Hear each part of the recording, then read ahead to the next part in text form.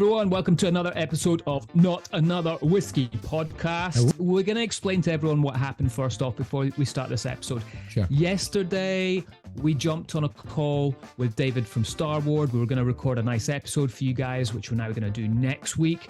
But Nicholas had some bullshit about his, what was it, your internet was down. You forgot to wind it up in the morning, something like that. It's only the fact that some of the biggest storms ever to pass through the northeast in the month of June happened to have come through here, destroyed pretty much all of the Wi-Fi and 5G settings. So it was pretty difficult just to get a communication that properly worked. So my apologies for that.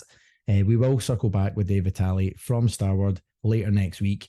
So we're going to actually record that episode on the 4th of July, Independence Day. We're going to take that holiday and create a little bit of magic with the Mr. Vitale himself, who's a rock star in the whiskey world from Australia. And in the meantime, Mitch and I thought we'd use this week's episode just to do a bit of a catch up, chat a little bit about the stuff that we've been up to this week, which we will do, and then chat about some of the things that have been in the news. It'll be a short and sweet episode. We're going to keep it like Danny DeVito, short and funny. So Mitch, what's your week been like, mate? It's good, man. It's funny you say that because I was watching that Arnold Schwarzenegger documentary that's on Netflix right now. Have you seen that yet? No, not yet. He's talking about, remember he did Twins with Danny DeVito. Yeah, that's quite interesting though. He big whiskey guy. Vincent, you're my brother. That one. Oh, can you tell everyone the time you met Arnie in California? Yeah, that was my first week. Actually, I've got two funny things then to tell you, because I met Danny DeVito as well at the Super Bowl one year in an elevator. Yeah, actually with Woody Harrelson. It's the funniest elevator ride I've ever had in my life.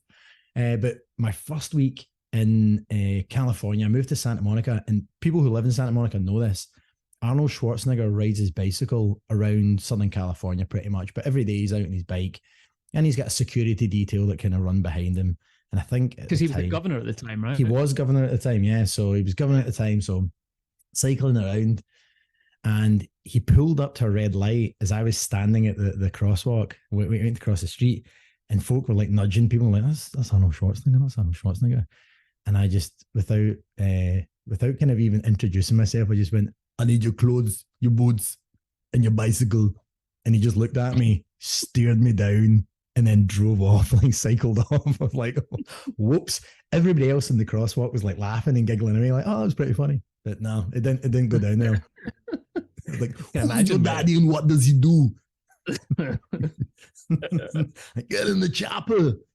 He didn't like it. So like, I was just screaming after him as he like, trying to do an impression. Nah, mate, you're lucky you didn't get chucked out of California. That was funny. Yeah, and then actually speaking of Danny DeVito, at Super Bowl in Atlanta, this was a bit of one time was a Super Bowl, but I did get invited to go, and it was a lot of fun. And I was in the hotel, and I was like, I forgot something in my room. And I got in the elevator, and then Danny DeVito and Woody Harrelson got in the elevator with me. So it was only the three of us, and we went all the way up, like we're staying on the kind of higher floors. And as we were going up, I was like, no one's going to believe this. Like, nobody's going to believe that the three of us, like, I got in an elevator with you two guys. I was like, and we're chatting away and like having a bit of banter. And I was like, do you mind if I get a quick picture? Like, which I don't usually do. So I take a photograph, went back to my room, and about 20 minutes later, I got all my stuff and I went back to the elevator to go downstairs. And the two of them were back in the same elevator waiting to go back down. It's like, no way. Yeah, I swear to God, yeah. So we got back in the elevator, we're chatting away. And then they were like, what are you doing here? And I was like, oh, I work in the whiskey business. And Woody Harrelson lit up like a Christmas tree. We get back downstairs and we're talking about Japanese. So he's a massive Japanese whiskey fan, believe it or not. And this was before I even worked in Japanese whiskey. So we're talking about different Scotch whiskies, and then he really kind of lit up and he was like talking about different Japanese whiskies that he liked. And we were standing outside the hotel for probably about 15 minutes. His driver and the rest of his party were like, we got to go. We're going to be late for the Super Bowl. And it's like, yeah. Give me a minute. I want to talk about it. And he really like lit up. He wanted to just kind of chat away about whiskey. So there you go. Funny, man. Well, Speaking of Arnie, by the way, and this is a shameless request plug, but you know I've been hitting the gym pretty hard, Mitch. Arnold Schwarzenegger, yeah. I know, thanks, man. I pick things up, I put things down. But basically, I've been doing Arnold Schwarzenegger partnered up with LeBron James and created like these protein powders and pre-workout shakes and things like that. It's pretty cool. He's actually in a documentary about protein and like all the things. He's gone kind of vegan, like full vegan. Arnold Schwarzenegger, yeah, because he used to be about, you got to eat like 2 steaks a day and he did like 20 hamburgers, didn't he? Yeah. He was like wild. And then there's a really great documentary on Netflix that he's talking about different proteins and like why it's kind of nonsense and not very good for you. But basically, him and LeBron James partnered up with a company called Ladder and started making protein shakes and things. And I've been using them for about 4 months, 5 months. They're killer, maybe even longer than that, like maybe 6 months. They're fantastic, like, and have made a difference to my workout regime. So people at Ladder, if you're listening, feel free to send me some free samples because Mitch gets all the whiskey around here. Right. You know that only works with me. It doesn't work with you. No one seems to want to send you anything. That's honestly, like, even with Starward, like, they're supposed to send whiskey out here as well. You've already got your samples, and it's like, this is a nightmare. Speaking of, well, I'm going to keep on the celebrity vibe here because we're going to chat about what we've been up to. Yep. And you sent me a picture which we posted on our Instagram story with Marky Mark. I did. Mark Wahlberg, right? Tell us about that. Dude, this is just my lifestyle now, just rubbing shoulders with rich and famous. Right. Well, you're getting free samples. I'm just hobnobbing with A-list celebs from Hollywood. Actually, this was pretty cool. So I went to Discus, which is the Still Spirits Council of the United States conference, and we were out there for some meetings as well. And it just happened to coincide with Discus. And one of the presenters for this was Mark Wahlberg. And for those of you who don't know, obviously we chatted a couple of weeks ago about all the celeb. In fact, it was just 2 weeks ago. I think we're chatting about all the celebrity stuff, and we'll talk about some of that backfiring in this week's episode as well. But Mark Wahlberg was one of the guest speakers, and I thought, oh, here we go. And actually, funnily enough, I know somebody through different contacts of people as they were putting this brand together. So the first thing that he said when he got on stage is, "This is not my tequila." And I was like, oh, wait a minute. Because most celeb brands are like, oh, this is mine and I did this. Like the ego aspect of them being involved in something is about, well, it's about me. And that's usually how most celebrity brands are put together. Trust me, we were on the receiving end of one of these phone calls. We entertained the conversation and then told an A-list celebrity that their celebrity wasn't what we wanted. Either you're an investor or you're not an investor. That's it. So for me to hear someone like Mark Wahlberg stand up and be like, here's what happened. These guys came to me with a really great tequila brand. And then I went to Mexico. I met the family. So, and actually, if you can look up the norm. So the thing with most tequila brands is they need to declare on the norm, which basically tells you exactly where the tequila comes from. And you'll find that there are, one house of tequila will probably be making multiple brands out there, right? Yeah. And they'll be doing different things with them and creating different flavor profiles. But for the best part, it's, there's a handful of, maybe a couple of hundred of tequila houses, noms, and they're producing almost all of the brands out there. So, but what was really interesting about Mark Wahlberg, and he was like, look, I didn't come into this being like, yeah, I want to be the face of the brand. What he did was say, they came to him and said, we need money. Like we're like a startup brand, like any great startup brand. Like, we've got a great product. We've got the ability to scale it. We've got great customers that want to buy it. And he was like, yeah, I'll invest. And he did. He poured millions of his own money into the support that they needed to go out and scale the brand and build into the distributors and all the rest of it in the US market.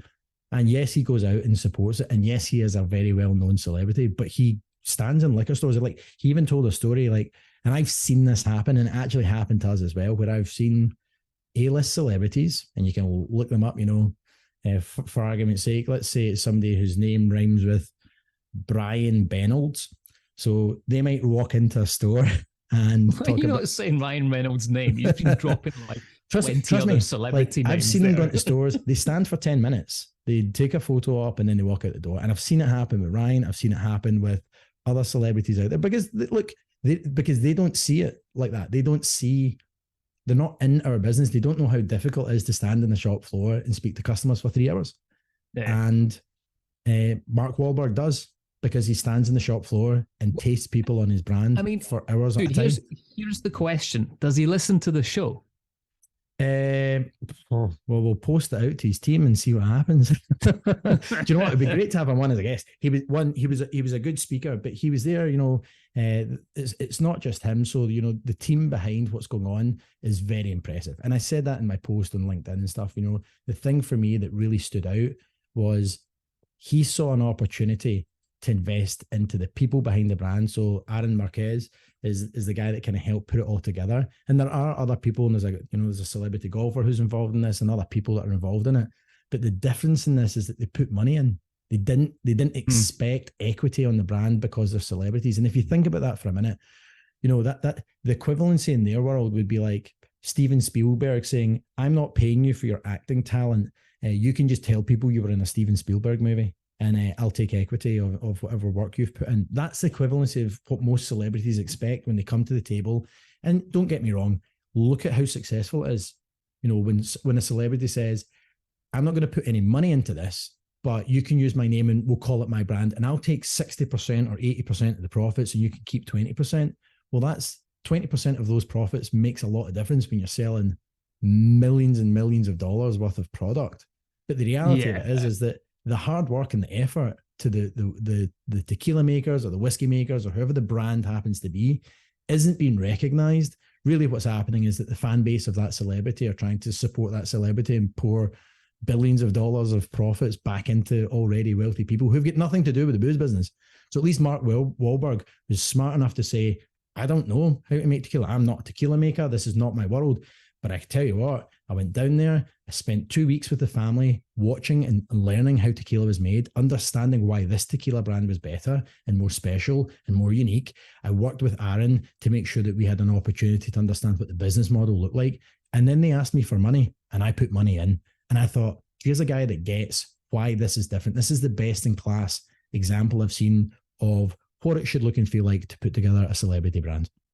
Talking about tequila and celebrity brands, right? In the news today, this is a nice little segue, Nicholas. Well done there. Thanks, We've got P. Diddy, whatever he's called now, Diddy. He was trying to sue Diageo, right? Because he's trying to say that his tequila brand wasn't getting enough love. I think it's called De Leon Tequila. Wasn't getting enough love from Diageo. And Ciroc and all the other things that he's made with him. Yeah. Long-term partnership. It's the crazy thing, right? So reading this, it says that he has made over $1 billion from Ciroc and that deal with Diageo. That's insane. Yeah. I mean, you can't. Why is he moaning about that? Why is he trying to take them to court? I don't know. There must be something going on. But I think this is a whole part about he's saying that it's a whole racism thing, right? That he's not getting enough love for them, and it's a racism thing, and he's not.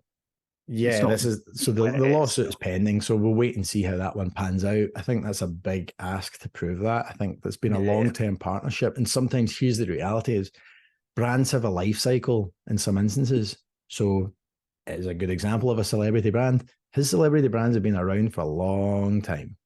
And big now time. What you're seeing is the new run of, like, most people will be like, who's P. Diddy? Ask a 22-year-old who P. Diddy is, and they'll be like, I don't know what you're talking about. Good point. Right, so anyway, welcome to Not Another Celebrity podcast. Correct. Where we talk about celebrities. After this, probably no celebrities ever coming on. What else you been up to, mate, apart from going to Discus and hanging out with Marky Mark? Do you know what? That was pretty cool. And he's a really good guy. Like, really, like, he's a guy that stood and shook hands and kissed babies for another kind of couple hours after being on stage. You've got a total man crush on him now. I bet you were... What was he in? What was he? I was going to say New Kids on the Block, but he wasn't in New Kids on the Block, was it? No, it was Marky Mark and the Funky Bunch, mate. I bet you've got that on vinyl, haven't you? You listen to that every night. CD, maybe a tape. You got a tape of it. Cassette, exactly. We got a 4-track. So yeah, some pretty cool things going on in the whiskey world overall. Just on some new releases, if we want to start talking about some of the cool things that are kind of hitting the market. Kanasuke Distillery from Japan, from the Kagoshima Prefecture, have released a single malt. Again, it's a 5-year-old, so it's a relatively young but fresh and vibrant product. They've got 3 pot stills there. Again, traditional way of looking at Japanese whiskey. Rather than creating blends and working with people, they create lots of stills. So they've got 3 different stills themselves that allows them to produce different new makes and different distillates. Both working with peated and unpeated malt. They specifically work for their single malts in a ratio of 85 to 15. So, 15% of peated malt going into that mix, I'm assuming. And they also have grain whiskey that they've been producing since 2010 for their other future blends. But this is pretty cool. So they're using bourbon casks and sherry casks. They use IPA in different wine casks. But in this one, they predominantly use ex-sochu casks. So most whiskey distilleries in Japan right now that are getting whiskey licenses previously did other things, right? So the licenses that are coming back out and being issued out are going to distilleries that have maybe produced sake or beer or sochu or other things. And now they've got, those barrels and those casks on hand in order to do finishing and cask maturation for the distilled spirit. So it's pretty cool. It's bottled at 48% ABV. And it's non-chill filtered and non-coloured. So pretty fun stuff.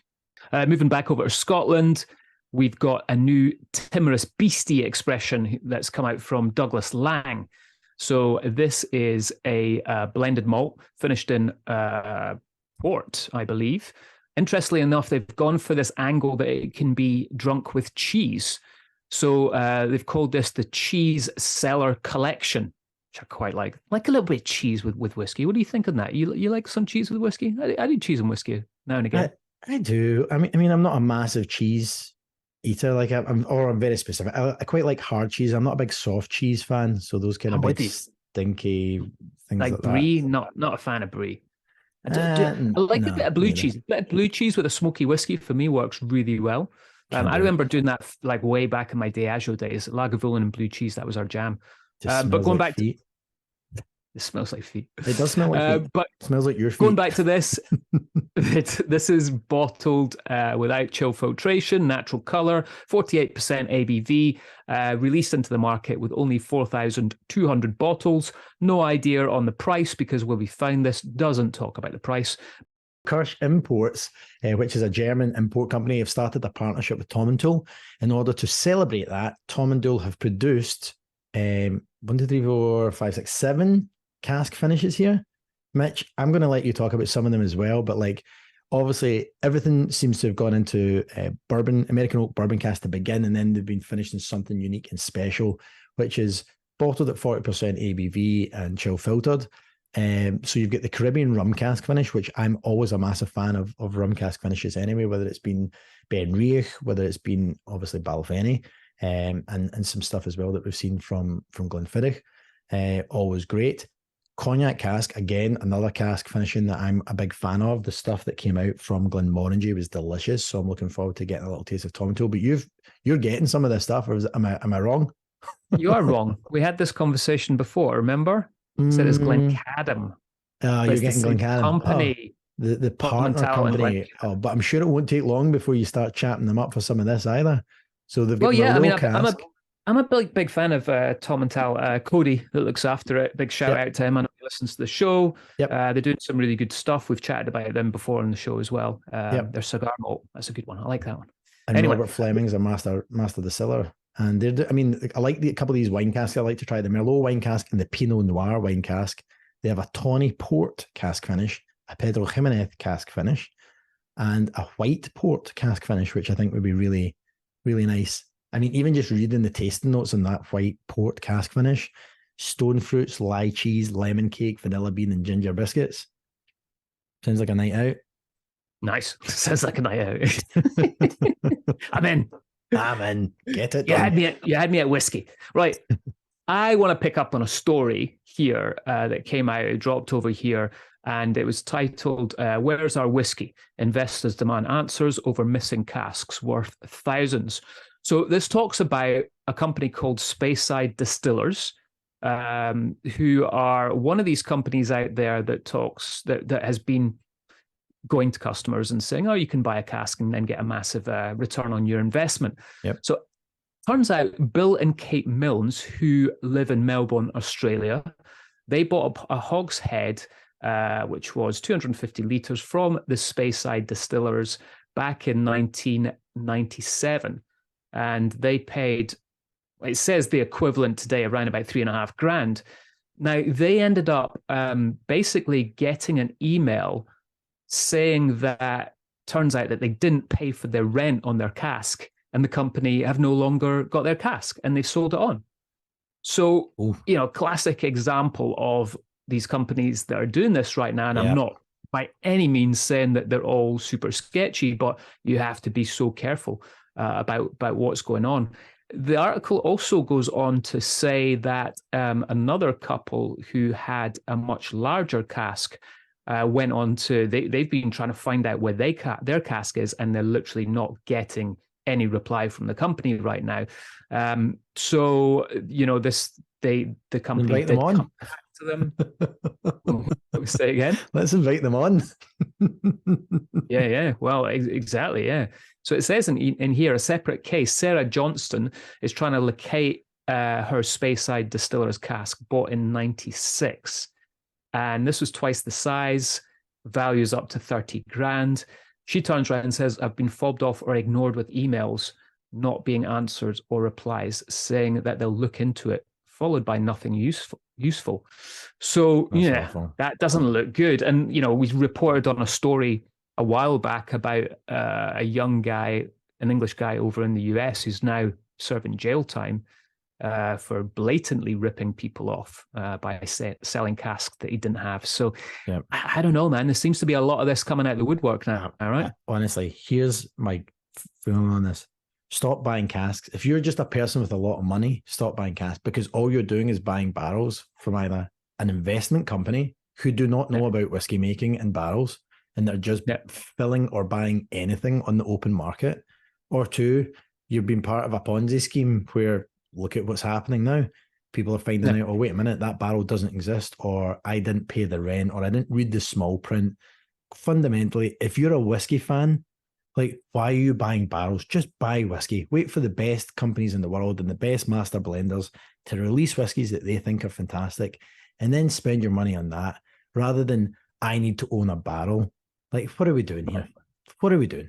Like, this is just go and buy a bottle of whiskey. Go buy a bottle of whiskey. Open it up and drink it. Support the industry by buying the products that people have gone, this exists and it's real. If you're in the business of saying, well, I wanted to own a cask, trust me, one, you don't know how to nose and taste from a cask. You don't know how to develop a cask from new make spirit to 25 years old.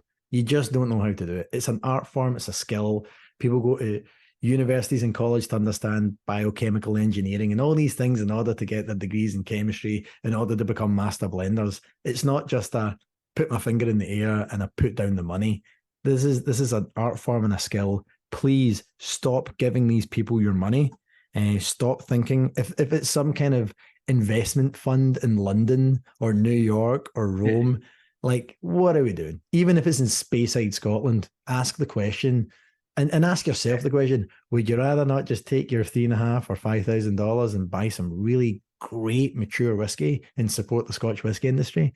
I think that's a much better thing. I think there is one exception I always say to the rule, and that is if it's a new distillery that's opening up, they look credible. Correct. And that's supporting them by raising funds for them. If you're buying direct from source, different conversation. Correct, yeah. So if you're going directly to the distillery and you can lay down a barrel and they can have the cash up front and it allows them to continue to build their space, and you get a new fill cask that you can see going into their warehouse and it's warehoused and bonded underneath them, different conversation.